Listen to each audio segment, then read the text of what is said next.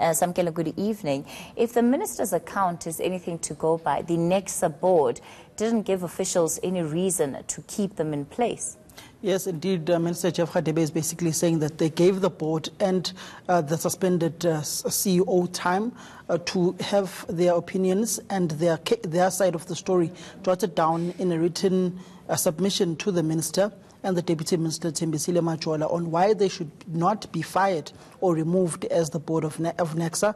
The minister says after those submissions were given to them and they'd gone through them, they came to a conclusion with the Deputy Minister that the board must go and the CEO must be placed on suspension, primarily because they went ahead and signed memorandums of understandings with a particular Russian company against the minister's will, and the minister says this board has failed to manage the finances of NE CSA.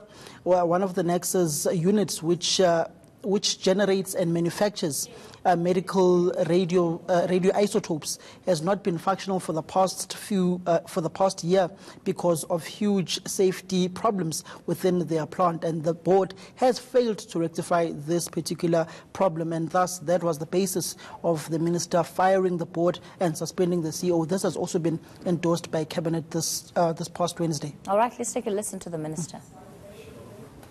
The continued ineptitude and deliberate acts of defiance by some of the board members resulted in serious setbacks and losses, such as the non-production of medical isotopes for over a year following the shutdown of the NTP.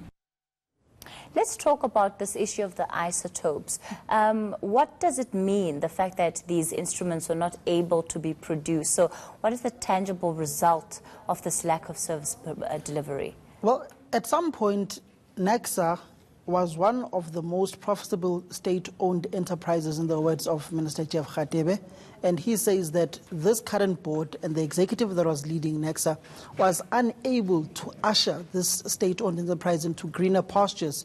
And in fact, they regressed the gains that had been made by NE CSA. If you remember the historical nature of NE CSA, NE CSA was the company that was used to manufacture arms weapons for South Africa, which was decommissioned prior to 1994 by former President Nelson Mandela. And then this new administration that then came in after 1994 turned the fortunes of the company around and never manufactured weapons of mass destruction, but instead manufactured goods that were there and items and medical items and research that are used for cancer. So these radioisotopes are largely used to generate medication that are used to manufacture medication for cancer. For instance, Mr. Jeff Radebe says, for instance, NE CSA and with the NTP radioisotopes, those were arguably one of the world's biggest manufacturers of this particular drug to remove cancer or to cure cancer.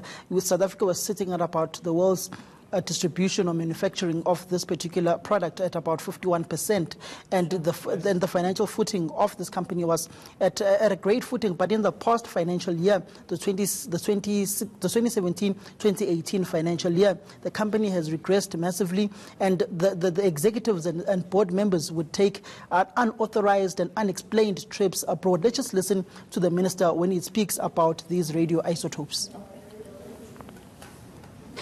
The NE CSA board's inability to ensure the return to full operational functionality of the crucial NTP radioisotopes manufacturing facility almost a full 12 months since the facility was shut down by the National Nuclear Regulator due to serious safety irregularities. Sam, what do we know about these contracts that have been at the heart of this decision, by the sounds of it, with Russian companies? The allegation that is out there, and is also been alluded by a lot of practitioners within that field and some politicians, is that this current or this former board that has just been removed by Minister Jeff Radebe and executives was pushing for the then nuclear build project, which was being pushed by the then administration led by former President Jacob Zuma and the likes of David Mahlobo, the former minister. So those are the kind of deals that are there, and particularly what angered Minister Jeff Radebe is they went and signed a memorandum of understanding with the Russian company against his political will. All right, Sam, let's leave it there for tonight. And of course, the minister also announcing the new board that is set to take office there at NE CSA. Samkela Maseko tracking that story for us.